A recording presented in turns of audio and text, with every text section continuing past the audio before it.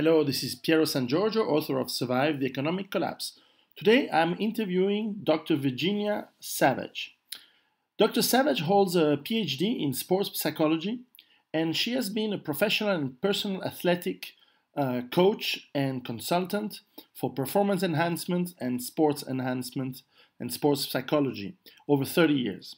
I met Dr. Savage a long time ago, in 1987, while I was attending a summer course at the Phillips Academy in Andover, in Massachusetts. She was my teacher for the summer on a course called Performance Enhancement, which kept in my memory as one of the best and most interesting courses I've ever had in my life. Dr. Savage has immense wisdom and experience with again, sports and psychology and coaching high-level athletes to perform better as well as success in people. So with no further ado, here is our interview. What happens? Do you still mountain climb as you did? Well, there are many mountains in Florida, but I did climb it. I climb at the gym, and I'm still holding up my end. I feel like I'm climbing pretty hard for my age, or even not for my age. So I'm fit, and I still surf and climb and all the rest. So at 70, that's not too bad. Wow, excellent. Yeah. Well, it's been a long time since Andover. And yes, it has. And since last time we talked, I remember I called you just as I was to embark into writing my first book. Yes, well, you sent me that book, Inscribe, and I thank you for that because it was wonderfully done. I'm so proud that of you and what you're doing. It's just I think that challenge that I gave to all my classes about doing something meaningful in the world. You've embraced that challenge, so that's a wonderful thing. I'm so happy. I hope it helps people to understand the state of the world and that they need to move. Yeah. And I have come to the belief that you're a seed planter and a pot stirrer, and you plant a lot of seeds and you stir a lot of pots, and that's all you can do, So if that's what we do as teachers and writers and change makers, then you can't push a rope. But there are some people that are ready to hear what you have to say, and if you don't have a voice, then you're part of the problem. Yes. Well, at least, it's something life teaches you is that you cannot really convince people, but you can help them convince themselves. Exactly. And that was, I very often come back to that summer at Andover and the lessons that you're in your teachings in that class. And of course, when you're 15, you don't get everything, far from it. Yeah. But some of the things stay with you, and it was still the seeds that were planted. Yeah, and that class was very and still is meaningful, as indeed a place where a lot of seeds were planted and a lot of things that are still growing have started then, and that was excellent. It was a very interesting and challenging summer for me. Good. Yeah, well, I remember one of our first conversations when you said that you were not sure whether it was that class or the fact that you had sex for the first time. It was true. The transformation. Yes, so, I cannot believe that I actually said that when I was but that's true. I loved it. That's true. It was great. I was 15, way too young. That was a big mistake. But then you learn from mistakes. I've done a lot of stupid things, and I've suffered the consequence of those stupid things, and I think I've learned from all of them. Actually, I did this keynote presentation a couple of months ago at the university, and I did it twice, and I had a standing ovation both times. So they asked me to come back and do it again, which I did on Friday, and they taped it. I'll send it to you when I get the tape. Mm-hmm. It was about the hero's journey and about my life and resilience and all that. So I think you'd enjoy it. Oh, definitely. And you know, one of the other things that stayed with me all these years from that class, besides I still have the little pin which said "Why not?" Besides Oh, that, that's great. I still have that one. Good. But it was the introduction. I think you were one of the very first, and so were we at the time in the class, readers of Anthony Robbins, That's right. because Yeah. that was the year his book came out. Oh, And really? That was the year, huh? yeah, and I still have I have it here somewhere. It's the first edition. And you're going to be talking to him, right? Yeah. He's a bit hard to get because he's a big star since. Right, I know. But It's a lot easier to get. But very meaningful person, passionate. Yeah. Right. And I still have that with me. What I wanted to discuss with you tonight, or have your thoughts on, is very much linked to that, because I certainly was influenced by him, and and my own path I've pursued in sports psychology is not really about sports. It's about personal mastery, and I try to focus on that it's, sports is just a venue to practice the things that are essential for mastering yourself in the way that you live your life, and I think it's made it a great journey for myself, and it's certainly changed the perspective of many of the people that I've worked with. So, that's good. I can give something that's useful. Yes. But I've been influenced by, lots of people when it comes to the discussion the path that you're on right now about your book. And, when I mentioned the hero's journey of Joseph Campbell, yes. I can send you the map that I created around that. But that perspective that he had, I don't know if you've ever read any of his work.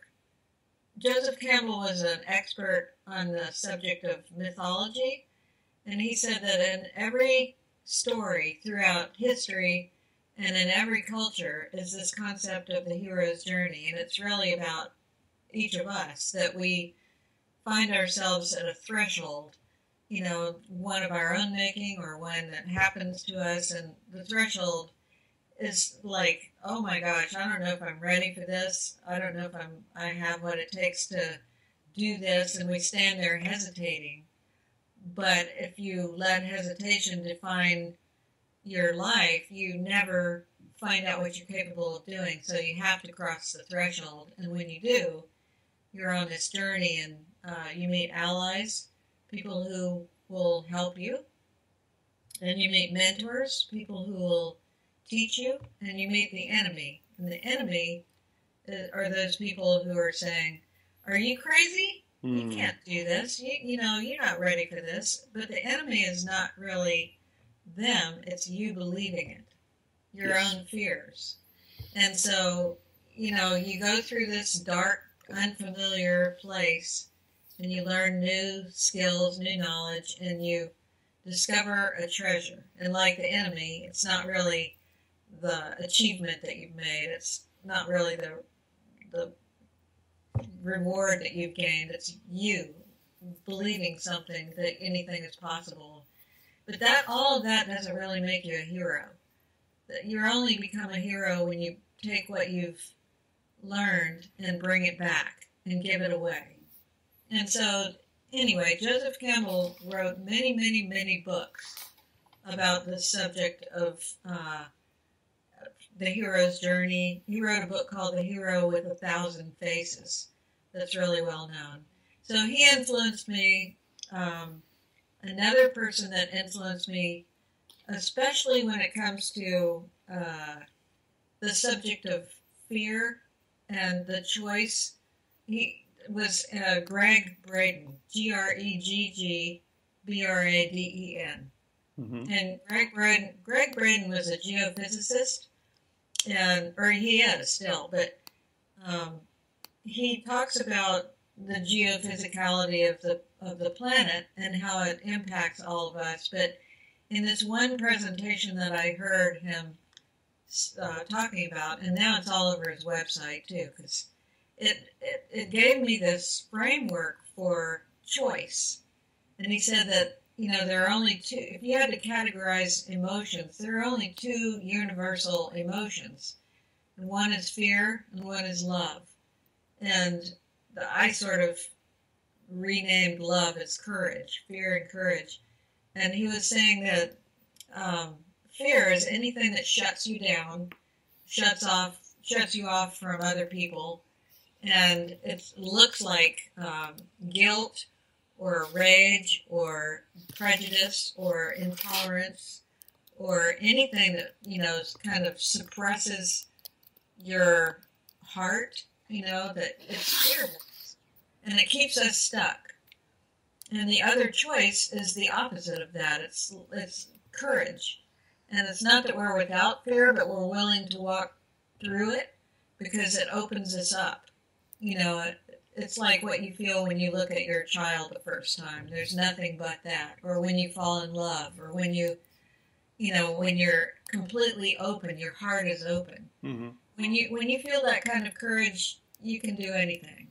So if you look at those two choices, it helps me really to simplify the decisions that I have to make, because I have to ask myself, is this coming from a position of fear, or is this coming from a basis of courage?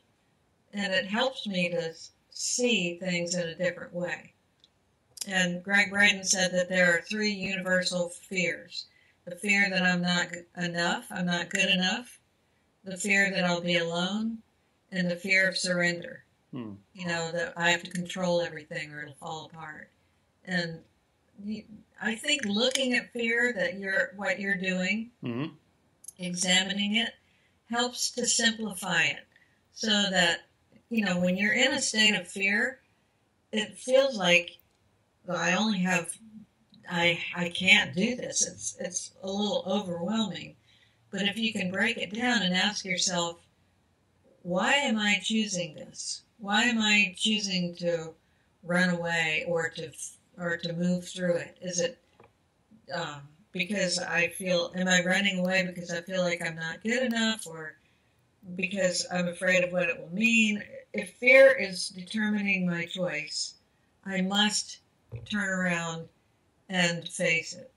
And I love the story of the three Buddhist monks that are walking down the road, and they pass these snarling dogs, on chains that are trying to get loose, and they walk past them and they notice these vicious dogs, and then they walk about 100 yards away, and one of the dogs breaks loose and starts barreling towards them, and all the monks start running, and the dog just runs faster and faster, and he's catching up with them.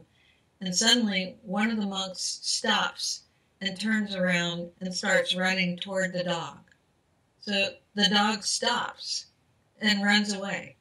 And the story is simply to, serve as a metaphor that if you turn and walk toward your fear or run toward your fear, embrace it, it changes it. Yeah.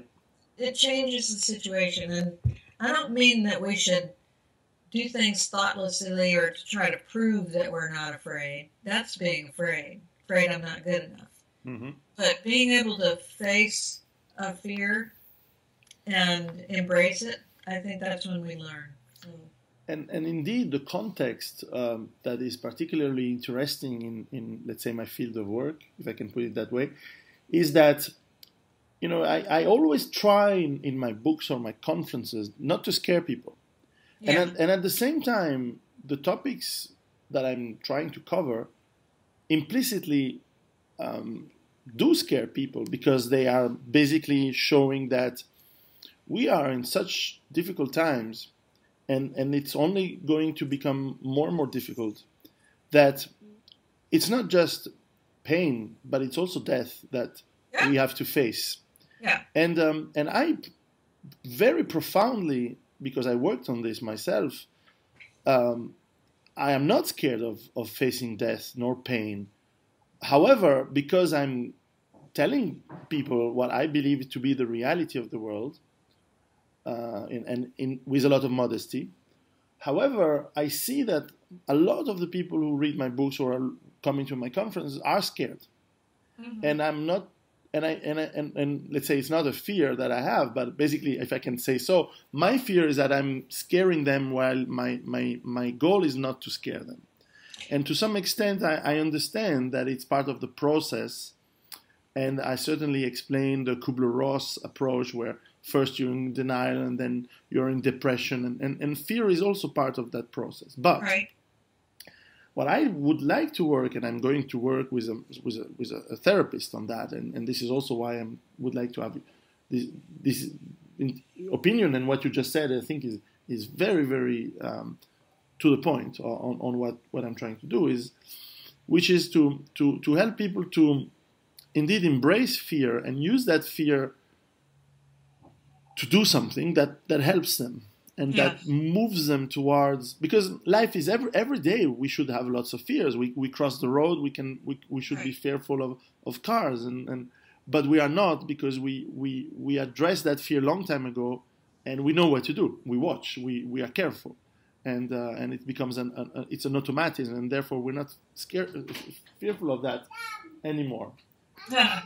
But I think that. Well, we both know that fear is contagious. You know, that when people start talking about things, and the media plays on that too. It likes people to be fearful because it gets attention and control. Know? Yes, and control. So, but by not addressing fear, in some ways we're contributing to it, because I think that it is scary to bring up the topics that we know that concern people, because we don't have the answer, but helping them to understand how fear plays into it is part of your message. So helping them to understand that there are 3 universal fears that we all have. And one is that, it seems so overwhelming that I can't do anything about it. I'm not good enough to address these problems. What good will it do for me to do anything? It's hopeless, and that feeling of hopelessness is a fear. So that fear that I'm not good enough is one. And then fear that somehow if I do something and I make myself a public figure, or I say the wrong thing or do the wrong thing, that I'll be alone. That people will ridicule me, or they'll not like what I say. And that feeling of isolation, that I can't stand out, I can't be different, I have to sort of be part of the melting pot of everything. It's the fear of having a voice, And then that third one, the fear of surrender, it's not surrender of giving up. It's just surrender of having to feel like I have to control everything. I can't control everything, but I can control me. And that is the one thing that I can decide, that I can look at fear and courage as the basis for how I make my choices. So that is a very strong message. Yeah. And it doesn't address every single problem that we have in the world. It doesn't, solve the problem of water shortage or global warming or terrorism or anything else, but it helps us to understand how we play into that, I think. And, our fears are with us every day, even with our families, and they're at different levels. Fear that I'm not doing the right thing with my children, or I'm not getting the message. Maybe fear that they'll make a horrible choice. But we can't control everything, but we can control how we are in it. And it's hard sometimes to pull back and allow people to make choices that we feel like, oh, don't do that, especially our children. But unless we know that we're resilient, we will survive, we will overcome the issues that are present for us in our lives, simply by addressing them with courage and not being so afraid that it silences us. We have to have a voice, but our voice sometimes becomes so controlling and fear-based that nobody wants to listen to us, you know? So I just thought of this, but I was at Prescott College years and years ago. It was in the 1996, I guess. They were having Earth Day, and they asked all of our staff to play a role in it, and I decided to join this group of people who are clowns on Earth Day at the City Hall, and they were reading big storybooks to the children, and I thought, oh, well, that would be fun to dress up as a clown. So nobody even recognized me. I was a great clown, you know, and just helping with the children. And I listened to the keynote speaker talking outside, and he was entirely fear-based. He was just like so dark, talking to people about how we're responsible for destroying the earth and blah, blah, blah. And it was really awful, you know, because anyway, I felt like everybody just wanted to run away from the things that he was saying. And so afterwards, I went to a restaurant to have some ice cream because it was really hot. And he came in and sat down at a table near me. And I was just thinking, I've got to say something. So I walked over. I forgot that I was dressed as a clown. And I said, do you mind if I sit down for a minute? And he said, okay. And I sat down and said, I listened to your talk, and I hear everything that you're saying. And yet I think that there was one big piece missing, that if people don't really have an opportunity to love something like the earth that you're talking about, if you talk about how wonderful it is as well as how we want to preserve it, they might be more willing to listen than to feel like they're horrible people because they've done something. Include love. You know, bring in something about why we want to save the planet and how beautiful it is, and so that people become passionate about it. And he never said a word. I just sat there and, you know, was talking to him about trying to bring in a feeling of love for the environment as well as what we need to do to save it. And then I got up and left, and I went to the bathroom, and it was only then that I realized that the look on his face the whole time I was sitting there was because of what I looked like. It was a clown sitting down to talk to him about all that. And I thought, well, what a perfect message. You know, it just happened. But I looked like a clown. And you cannot, I don't know, I just thought it was a wonderful memory because he's this dark, dark, dark speaker. And he had a clown sit down and talk to him about loving and bringing positive, you know, love into the conversation as well. And then I got up and left. He never said a word. And I think in that regard, the choice between fear and courage is sometimes doing something that you're not sure is going to, just trusting your intuition. That when you get up to talk to people, don't be afraid that you're making them afraid. If you need to talk about fear, talk about fear.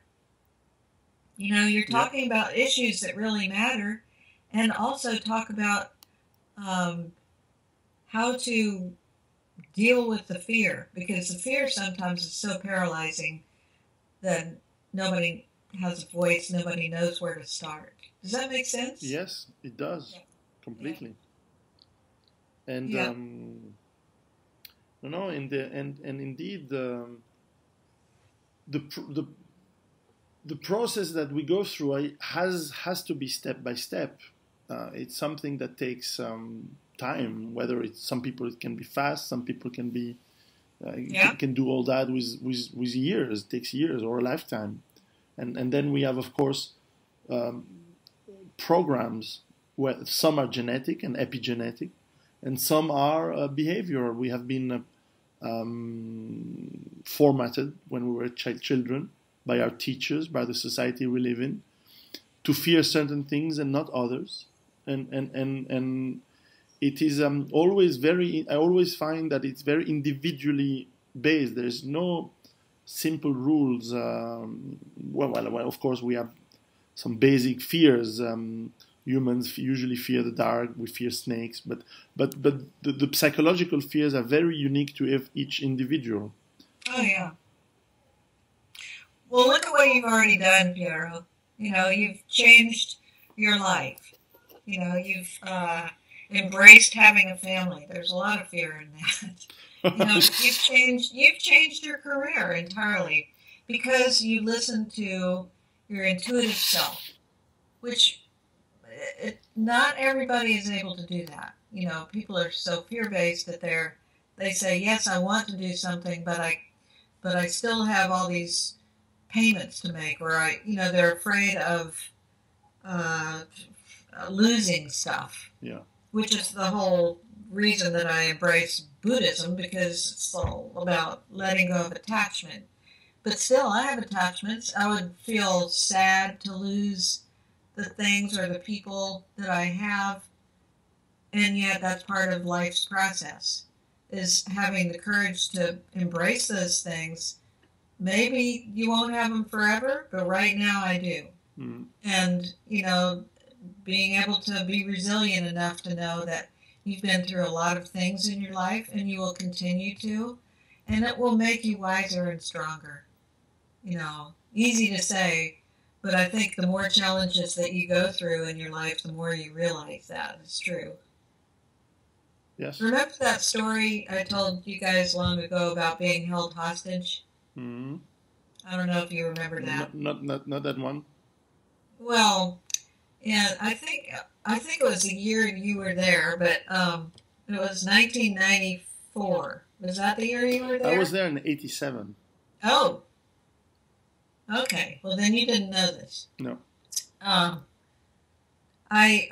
had just finished my PhD.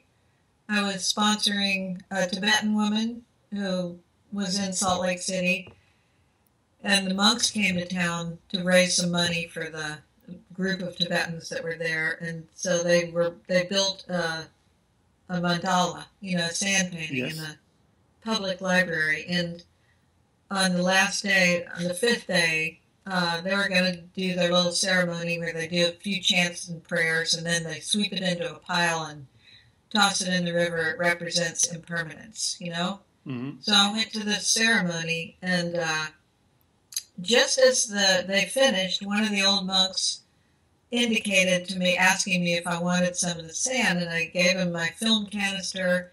He filled it with sand, and he was giving it back to me, and there was a man started yelling behind me, and I turned around, and it's a young man, 30 years old, who is schizophrenic, and he jumped up on a table, and he had a gun in one hand and a curling iron in the other hand, and the curling iron was a dead man's switch that he had 2 wires taped to the prongs of the curling iron so that if he dropped it, it would set the bomb off that he had in his gym bag. And so he told us that if anybody, jumped him or shot him and he dropped the curling iron, we'd all be blown to bits. And he started pointing to people to go into this conference room. He wanted hostages. And he pointed to the 2 old monks standing next to me and wanted them in the room. He thought they'd be good collateral. And I still don't know to this day what prompted me to do this, but I felt like, well, they can't be in there alone. They don't speak English.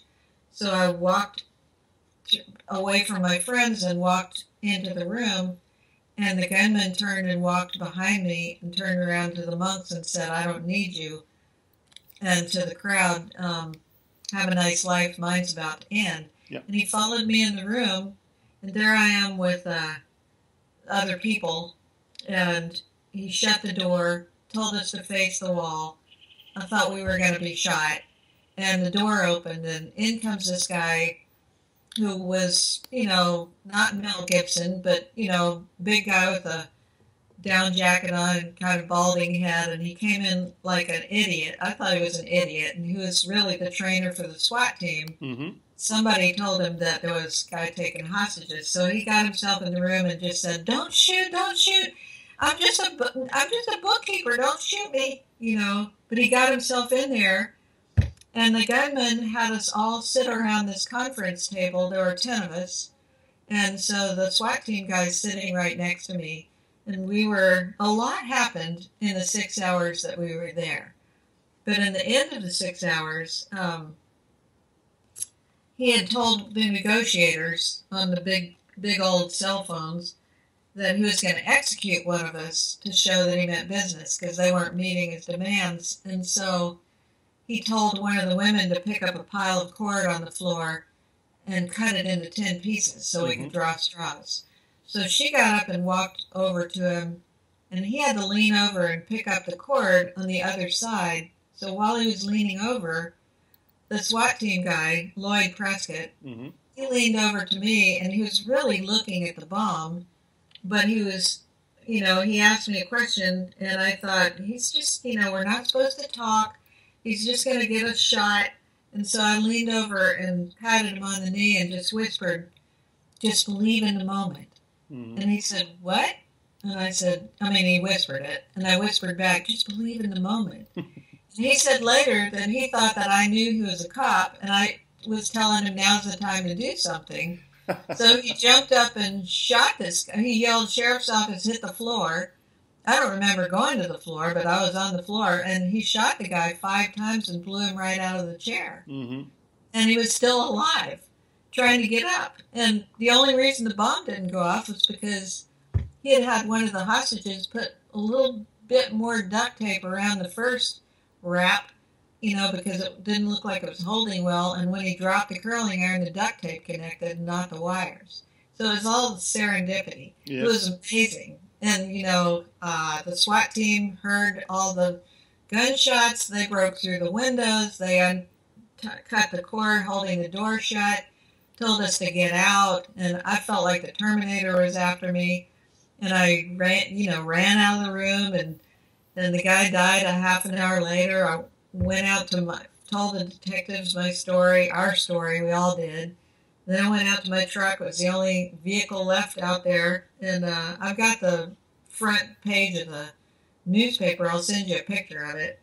But I went home and I was like, oh my God, I can't believe this day. I can't believe it. But believe in the moment. I mean, that was what I was, if I don't listen to that, I'm not listening. You know, it's about right now. Right now. You can walk into a library and think you're as safe as can be, and then you think you're going to be dead, and then you walk out. So every moment in itself is a moment to choose. And I agree. It was amazing. And you want to hear the best part of the story?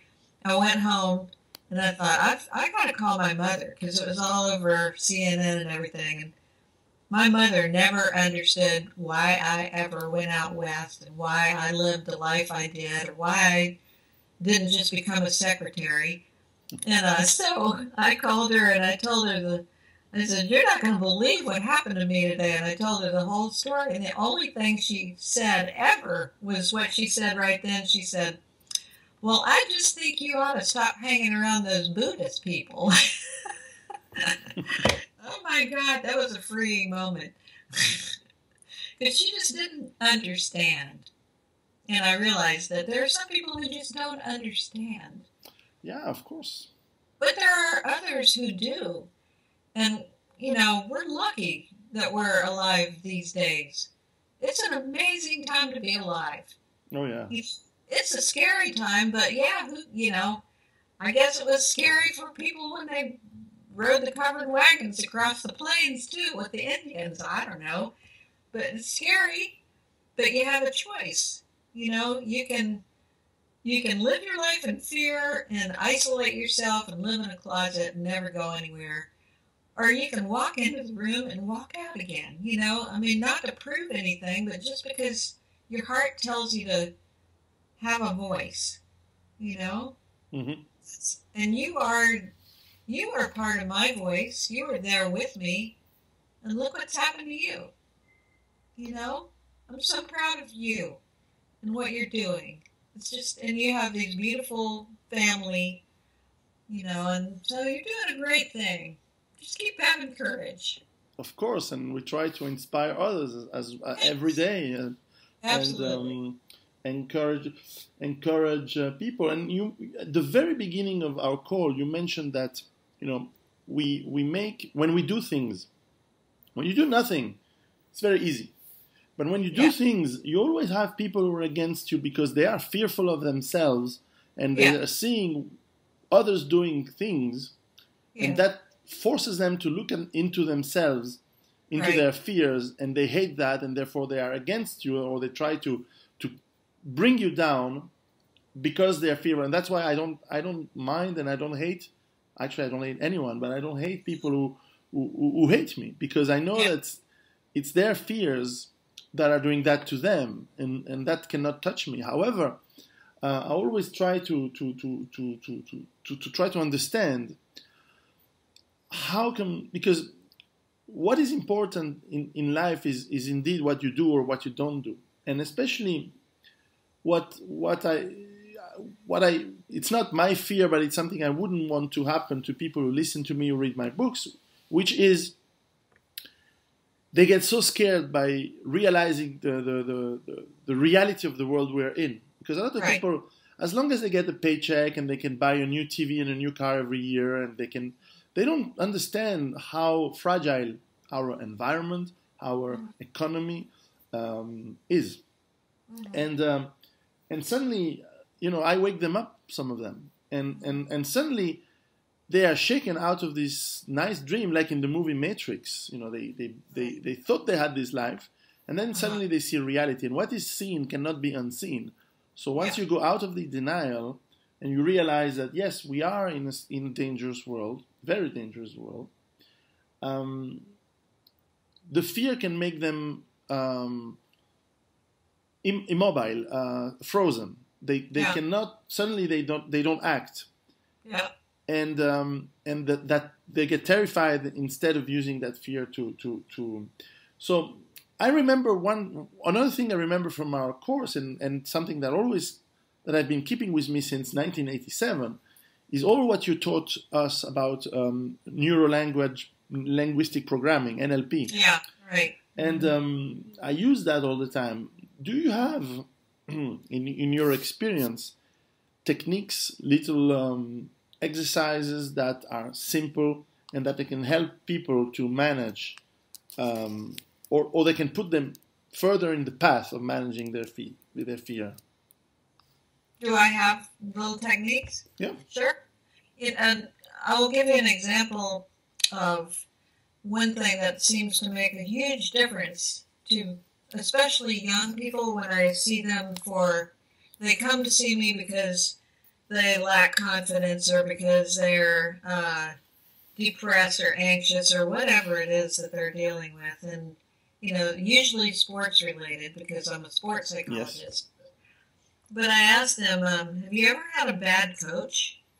And most everybody has at one time or another had a bad coach. So I asked them to describe what the bad coach is like. And they describe the bad coach as they're all criticism, yelling, just making them feel bad about themselves,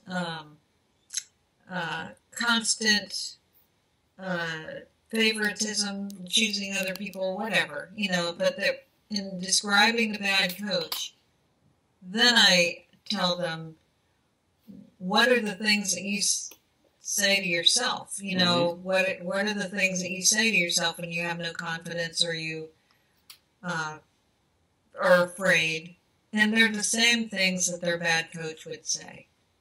And so then I ask them, so you have a bad coach inside your head, right? If you had are you still working with the bad coach that you used to have? No, I'm not. I got rid of him.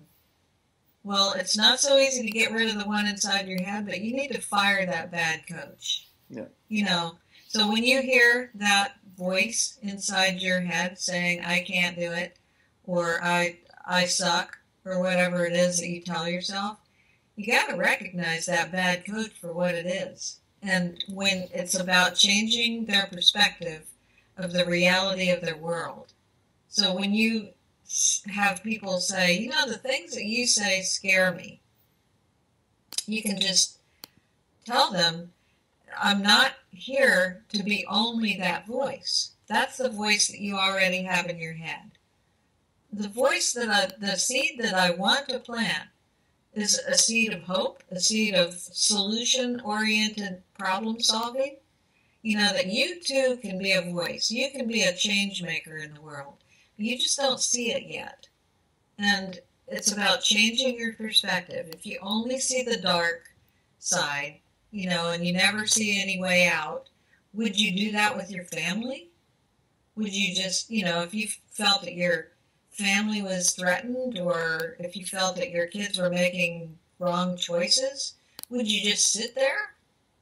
No, you wouldn't. You'd try to help find solutions to the problem. You would, because they are immediately important to you. And these other things that seem so overwhelming, you don't really know what to do about them, but you can begin to think differently about them. And once you do, you will never go back to only seeing the scary part, because the things that you do, the perspective that you have, is either the bad coach or the good coach. You need to fire the one that's always running away, always thinking about, ain't it awful, and I don't want to hear the bad things, because that's no different than the things that you would tell your kids, you know? Mm-hmm. So be a shining example by just practicing those things. They don't come easy. It's like changing an old habit. But, you know, that little quote about you walking down the street and there's a hole in the cement and you fall in. And the next time you walk down the street, you sidestep the hole, you know, but you still fall in. And then maybe the third or fourth time, you just walk down a different street. You know, you just have to practice having different solutions to the same problem. If you keep doing the same thing all the time, that's insanity. It is. Yeah. So, but for neuro-linguistic programming, it's like changing a habit. One seed that I really try to plant with my students is that one word can make a huge difference in your life. So when you're thinking negatively, I just want you to put this word on your wall. I want you to practice using it, and they get it now because they're always reminding me. When I think that there's nothing I can do about that. Add the word yet. You know, because it changes the perspective that it's impossible to something that is possible. That's the different perspective. I can't do it yet. This is not going to happen yet. You know, but it's just a small word, but it's easy to remember, and it does make a huge shift in your brain from the impossible to the possible. Mm-hmm. And that's neuro-linguistic programming. You know, it's just reprogramming the computer in your head to practice something different, and if you do it enough, it becomes second nature. You know? Yep. Yeah. Try changing the word but to and. That's yes. A really good one. Yeah, oh yeah. No, and this is completely part of the programming that culture, family, linguistics. You know, I wasn't interviewing. You know, I interviewed Noam Chomsky, but obviously not on linguistic, unfortunately, because I had other topics. But indeed, it's fascinating how the words shape our mind and thoughts. I know. When in theory, it should be that our thoughts that shape our words, because that's how. But and yet it's the opposite, and that's something that Orwell in 1984 understood perfectly. If you change the language, if you frame the linguistics, you do frame the mind of the people. Mm-hmm. And indeed, this is exactly where my concern is always not to scare people, and indeed I have to be careful, and everyone has to be careful of the words they use, especially for themselves. Of course, to others, especially indeed for children, not to limit them by mistake by using words that are limiting. Yeah. I don't know if you ever do this, but I know I do. I confess that I find myself telling other people these things, and then at night after a bad day with a 15-year-old or something, the things that I'll be telling myself are, why can't you remember to just talk differently? What's the matter with you? I can be so hard on myself. Yeah. So it's easier to tell other people than to see it ourselves, in ourselves, you know? Yes. We all do the mistake, and it's a hard, especially when one is overwhelmed by, life's daily chores and mass of information and activities and the noise and the stress. Right. It's very hard to never make mistakes. You do mistakes, and it's important to correct them and to diffuse the trauma that you create with words and sentences and the fears that you put into others, and of course, especially our children. And this is why, by the way, this is why one of the things I always say is we need to get rid of the TV. That's the first thing, because it's so hard to control and it's so pervasive, especially in the Western world where television is so pervasive everywhere. It's the number one programming tool for people's minds. And I hate it now after 10 years without TV. Mm-hmm. And the words that are used daily by, in the US, you're in a presidential campaign right now. And you can see how the vocabulary, the words, the kind of weird and strange controversies that are spun on purpose are using words that do frame again what you can discuss, what fears they want you to have. Yeah. And most of them are really not warranted. They're not necessary. No. And people fall for it, obviously, because we are programmed like that. It just blows my mind that that people exist in the United States who have given Trump the airtime and the votes. I mean, where are these people coming from? He's just voicing fear. Yeah, but it's people who are frustrated. Yeah, I know they are, and for good reasons. Absolutely. Most of them. But I mean, I could say it would be a lot more fearful if he was president. Oh, crap. Yeah, well, it's not. I'm not commenting because this is not really my expertise. However, what I can say is, when you have to choose between the lesser of the evils, it's a problem. And when was the last time that people were sincerely enthusiastic to vote for someone? No, I know. That's a long time. Yeah.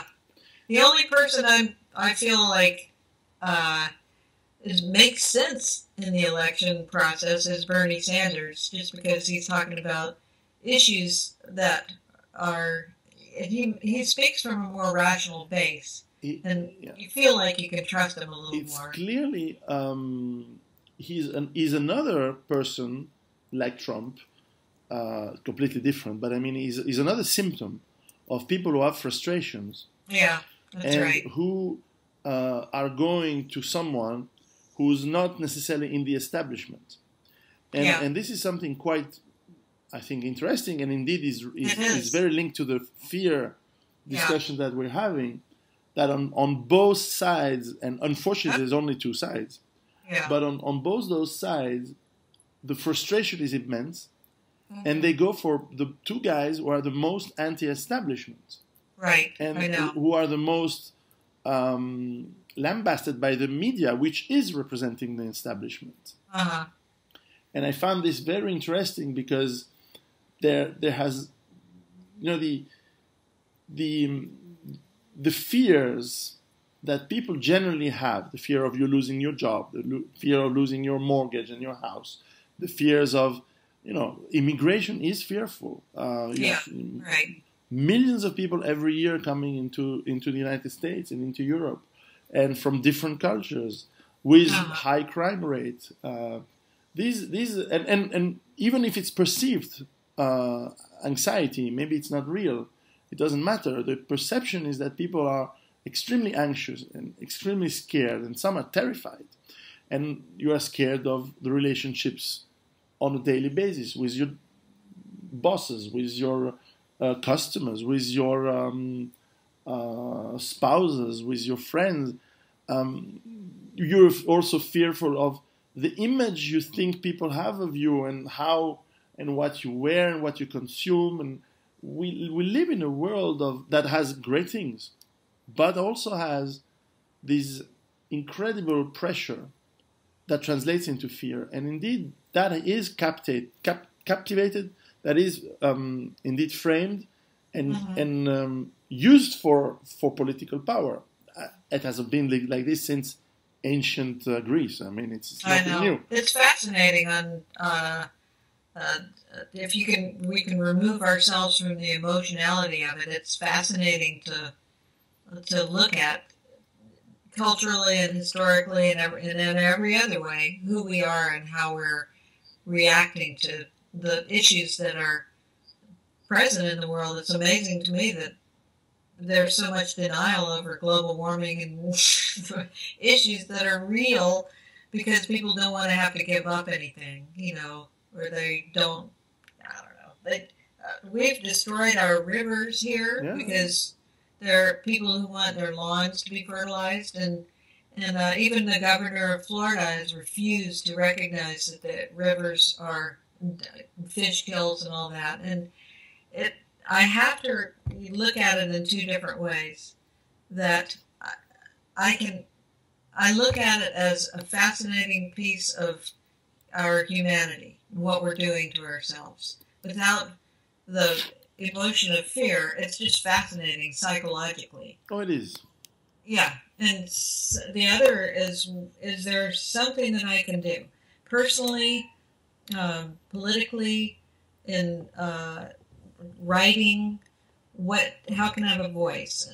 I had one student come up to me after this last keynote speech, and I mentioned that I worked at Prescott College, an environmental college, and he said, "Dr. Savage, I really care about the environment. I really want to do something in my life to make a difference. What can I do?" And I said, "Well, there are lots of things that you can do, but, the bottom line is that you have to decide whether you want to be a voice. And the way you live your life is your voice. Yes. The things that you choose to do are your voice. But, don't be courageous about your voice and try to recognize that anytime you silence your voice, it's because of fear. And yes, you may need to learn lots of things. You may make mistakes. But there are lots of ways you can have a voice, and you can start by making choices that, speak to the cause that you want to pursue. And at another level, if it takes chaining yourself to a tree, then chain yourself to a tree. Do whatever you need to do. Find other people who are like-minded people. Join organizations. Contribute. Your voice is your life. And I would say that to you too. Your life comes across in your voice, and you have, I think I said this too years ago, that kids who had the opportunity to come to Phillips Academy had a privilege, an economic privilege that their parents had provided for them, because not everybody could afford it. But along with that privilege comes a responsibility, and so I think that's when that question, what are you going to do to give back? And you are doing that. It's just so heartening to watch what you do and to have contact with you. And I encourage you to continue to have your voice and not be afraid that it's frightening people. We need to be frightened into action and give them a way to understand fear, so that it's not something we want to get rid of. It's just something that we decide that we're going to have courage and overcome. Embrace your fear. do what scares you the most. I opened up that speech the other night. I'd obsessed for 2 days with, well, how am I going to open it up? What am I going to say that's different this time? And I just opened it up by saying, for 2 days I was nervous about this presentation. And then it hit me that that's exactly how I should be starting it. That the thing that makes you afraid is what you do. You just embrace it and it all begins to make sense. And so in the course of this presentation, it will all make sense. Yeah. Because that's the story that I have to give you. And so when I get it on tape, I'll send it to you. Good. I would love that. Yeah. Well, look, very interesting discussion to be continued. I'll have to think of what you said. I'll send you some things too. With pleasure, and definitely very, very interesting. What's your next project? Well, my work is dwindling down to 0, and so that will give me lots of time to write. Excellent. I was to say, you must write a book. I know. That's my goal. And I was going to ask you what your last book was that you said was doing so well. Well, the one that is a really bestseller is the first one, the one you read. Okay, good. And that has been translated now into Russian, into Arabic, Italian. Yeah. And it's getting translated everywhere, little by little. It has a lot of traction. The next one, I had the second one, which is more about, okay, what's the life in the city? And basically, I'm trying to explain why I believe living in an urban way of life, it's a disaster, and we're not made for city life. It was a mistake, and in that sense, it's not translated in English, but if you want to read or at least check his website. It's a very gifted writer and very smart in what he writes as well. But he writes superbly. His name is James Howard Kunstler. He writes on urban, the city, and the misallocation of resources that the urban and the suburbia has been, especially in North America. Very, very thought-provoking on how the city also shapes our thoughts. And if you live in a place that is beautiful and well thought, your thoughts are different than if you live in a project or in a bad or in a suburban neighborhood, which is a horrible places in reality, because you cannot walk, you have to use your car, and it shapes your life in some strange ways. So very interesting writer. It's Kuntzler. Kunstler. I will send you his website. Very thought-provoking guy, very funny as well. He's a good friend now. And then the third book I wrote, which is not selling well at all, but that's okay. It's about women. Why women are not caring about the future anymore, and how feminism probably went too far, in the sense that it has been hijacked. I mean, in my opinion, feminism has been hijacked into being something that pushes for consumption instead of something that pushes for happiness and justice and rights and things like that. Oh, I'd love to read that. What's the name of it? It's only in French, unfortunately. Actually, it was translated in Russia. It's called "Woman on the Verge of Breakdown," but not nervous breakdown.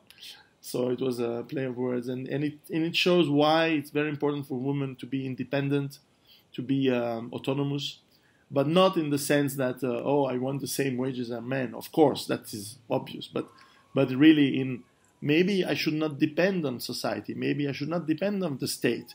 Maybe I should think of knowing how to defend myself in a difficult world, and things like that. And basically, half the book was interviews of women, which were doing some amazing things in their lives, I thought.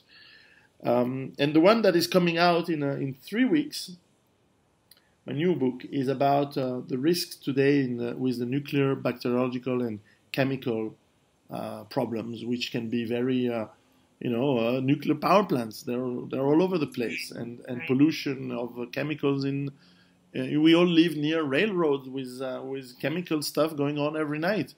Remember Bhopal in India. I mean, these things are everywhere, and the risk is increasing because with the economic crisis, there's less and less maintenance. And we can. I have interviewed people that work in nuclear plants in the security, people who work in chemical industry, or doctors that work with new illnesses that are arriving, that are stronger because they've been used to antibiotics now.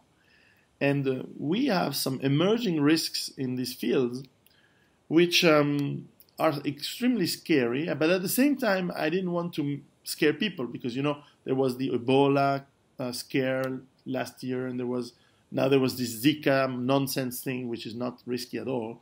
But you want to assess the risk in the proper way so that you can tell people, look, you should be afraid of nuclear power plants, but it's not because they are bad. It's because if you don't do this and this and this and that, and therefore you must put that concern to your politicians. You must put that concern as number one priority for maintenance, for security. Unless you do that, it's really very dangerous to have them. So it's not even I'm for or against. It's not relevant because they are there.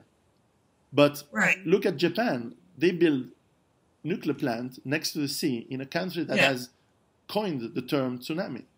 Yeah. It's insane. Yeah. So it's I think that your perspective on your message needs to change a little bit so that you're not worried about, it is the things that you're bringing up scare people. Yeah. But so what? The point that you're trying to make is that you're trying to increase knowledge, not scare people. If you just wanted to scare people, you just stand up there and go run, but you're trying to increase knowledge. And by increasing knowledge, yes, initially it's scary or you wouldn't want to do anything about it. Yeah. But you want to motivate people to get up off their ass and change it. Exactly. So make sure that you tell yourself and other people, my intention is not to frighten, but to increase knowledge about our world so that you have more tools, or you'll develop more tools. We will all develop more tools. And I'm a spokesman. I have knowledge I can share with you. If you don't want to hear it, then, there's the door. Yeah. But that if you become, I call it a paralysis by analysis. Yes. You're just thinking too much about, how awful it is. And I think we all need to increase our knowledge. Yeah. Because ignorance is fearful. It is. Period. And so don't apologize for yourself. Indeed. Yeah, don't hold back. Very good point. Indeed, actually, I put a full chapter of the book, which is to dispel the myth about, say, for example, if there's a nuclear war, everybody dies. No, that's not true. It doesn't mean that we should be happy for it, but it's we have to, because I'm 45 now, and when I was a kid, there was the fear of nuclear war. You're older than me. You remember how scary it was in the 70s, say, and or the 60s, with living with this threat of global nuclear war. And then since the 90s, that threat has gone away, and that's great because suddenly there was no reason for nuclear war anymore, and now it's back. Right. And it's on one side it's very disappointing, but disappointing or not, we have to think about how we can influence the people that we elect, how we influence the people around us so that they don't play the game in a way that we increase the risk, on the contrary, that we decrease the risk. Yeah. That means that in Russia we say, well, look, Russians have no problem with the world and so on. And with America, we have to say, people, well, look, Americans the people in America don't have anything against the people in Russia. And so that we put pressure, and so that that's how it translates into daily life, that we have to to be conscious and to say things and to voice that we don't want this mess happening again. Exactly. And at the same time, we have to say, well, what if it does happen? How do we, we have children, you have a granddaughter. How do we make them increase the odds of living in a better world tomorrow, or at least surviving if things go bad? And which is what I'm trying to do. And indeed, if fear paralyzes people, then it's not useful. However, I cannot not do what I'm doing, but I can tune it, as you say, in a way that it doesn't paralyze people, and on the contrary, it gives them information to act and act in the proper way, which is the objective. Yeah, and you can continue to tune it by offering them the choice that when we're really lose our freedom is when we feel like we don't have any choice. Yes. So you always have a choice, and the only two choices are fear or courage. So courage is, what am I going to do about this? And if you feel like there's nothing I can do and you just give up, that's that first universal fear, I'm not good enough. So introduce those things to them. Yeah. And, go check out Greg Braden's website and learn a little bit more about what I didn't make it up, but I remember it from 25 years ago, and it stuck with me all these years, and I talk about it all the time. So I will you check can that. too. Yeah. Well, excellent talking to you, Virginia. I need to go. I have the kids to get to sleep. What time is it where you are? It's 8:30 in the evening. Oh, okay. And 6 hours. it's way time for them to go to sleep. I know. Well, it's wonderful seeing you and talking to you. Yes, we'll do it again. We'll do it again. Okay. It's to be continued. Keep doing what you're doing. You're my hero. Likewise. Take care. Talk to you later. Bye-bye. Ciao.